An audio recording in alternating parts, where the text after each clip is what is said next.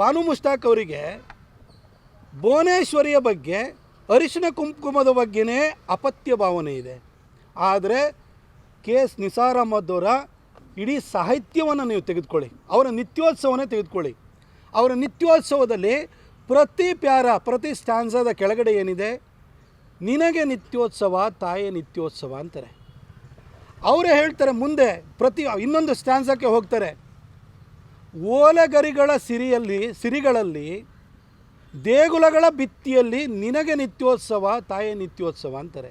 ಅಂದರೆ ಕರ್ನಾಟಕವನ್ನು ಭುವನೇಶ್ವರಿ ತಾಯಿಯಾಗಿ ಅವರು ನೋಡಿದ್ದಾರೆ. ಇಲ್ಲಿನ ಪ್ರಕೃತಿಯ ಸೊಬಗನ್ನು ಹೇಳಿದ್ದಾರೆ. ಈ ಓಲೆಗರಿಗಳು ಮತ್ತು ದೇಗುಲಗಳ ಭಿತ್ತಿಲಿ ಅವರು ತಾಯಿಯನ್ನು ಕಂಡಿದ್ದಾರೆ, ಭುವನೇಶ್ವರಿಯನ್ನು ಕಂಡಿದ್ದಾರೆ. ಹಾಗೆ ಅವರು ಶ್ರೀಕೃಷ್ಣನ ಬಗ್ಗೆನೂ ಕೂಡ ಬಹಳ ಪ್ರೀತಿಯಿಂದ ಬರೆದಿದ್ದಾರೆ, ಗೌರವದಿಂದ ಬರೆದಿದ್ದಾರೆ.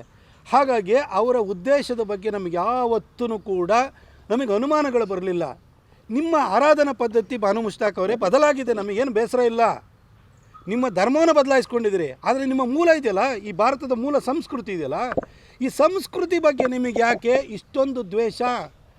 ಇಸ್ಲಾಂ ಇರ್ಬೋದು, ಕ್ರಿಶ್ಚಿಯಾನಿಟಿ ಇರ್ಬೋದು, ಆಕ್ರಮಣಕಾರಿ ಧರ್ಮಗಳಾಗಿ ಭಾರತಕ್ಕೆ ನೆಲ ಹುಡ್ಕೊಂಡು ಬಂದಿದ್ದು. ನಿಮ್ಮೂರಿಗೆ ನಾವು ಬಂದಿಲ್ಲ, ಇಲ್ಲಿ ಬಂದಿದೆ. ಈ ಬಂದಾದ ಮೇಲೆ ಇಲ್ಲಿನ ಸಂಸ್ಕೃತಿಯನ್ನು ಹೊಡೆದು ಹಾಕುವ ಕೆಲಸವನ್ನು ಮುಘಲರು ಮಾಡಿದರು, ಗಜ್ನಿ ಗೋರಿಗಳು ಮಾಡಿದರು. ಇವತ್ತು ಬಾನು ಮುಷ್ತಾಕ್ ಅವರು ಕೂಡ ನಮ್ಮ ಆಚಾರ ವಿಚಾರ ಸಂಸ್ಕೃತಿ ನಮ್ಮ ನಂಬಿಕೆಗಳನ್ನು ಹೊಡೆದು ಹಾಕೋ ರೀತಿಯಲ್ಲಿ ಮಾತಾಡಿದ್ರು. ನಮಗೇನು ಅನಿಸುತ್ತೆ, ನೀವು ಅವರೇನು ವಂಶಸ್ಥರ?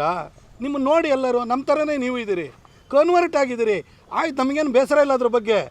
ಆದರೆ ನಿಮ್ಮ ಪೂರ್ವಜರು ನಿಮ್ಮ ಹಿನ್ನೆಲೆಯನ್ನೇ ನೀವು ಹೊಡೆದು ಹಾಕಬೇಕು ಅಂತ ಗಜ್ನಿ ಗೋರಿಗಳ ಥರ ಮುಘಲರ ಥರ ನೀವು ಪ್ರಯತ್ನ ಮಾಡಲಿಕ್ಕೆ ಹೋದರೆ ನಮಗೆ ಬೇಸರ ಆಗುತ್ತೆ ಇಲ್ವಾ, ಅಥವಾ ನಾವು ಪ್ರತಿರೋಧ ಒಡ್ಬೇಕಾ ಬೇಡವಾ?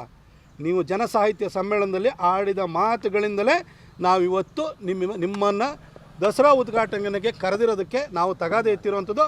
ದಸರಾ ಅನ್ನೋದು 100% ಅದು ಧಾರ್ಮಿಕ ಆಚರಣೆ. ಕಾಂಗ್ರೆಸ್ನವ್ರು ಯಾರೋ ಹೇಳ್ತಾರೆ ಈ ದಸರಾ ಆಚರಣೆ ಎಲ್ಲಿಂದ ಪ್ರಾರಂಭ ಆಯ್ತಿದ್ದು?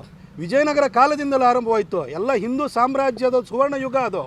ಅದನ್ನು ಮುಂದುವರಿಸ್ಕೊಂಡು ಬಂದಿರೋಂಥವ್ರು ನಮ್ಮ ಮೈಸೂರು ಮಹಾರಾಜರು. ದಸರಾ ಅಂತಂದರೆ ಅಲ್ಲಿ ಹೋಗಿ ಚಾಮುಂಡಿ ಬೆಟ್ಟದಲ್ಲಿ ನೀವು ಪುಷ್ಪಾರ್ಚನೆ ಮಾಡುವಂಥದ್ದು ಮಾತ್ರ ಅಲ್ಲ, ಅದು ವಿದ್ಯುಕ್ತವಾಗಿ ಆರಂಭವಾಗುತ್ತೆ. ಅರಮನೆಯಲ್ಲಿ ಅಷ್ಟು ಚಂದವಾದಂಥ ಕಾರ್ಯಕ್ರಮ ನಡೀತದೆ, ಖಾಸಗಿ ದರ್ಬಾರ್ ನಡೀತದೆ.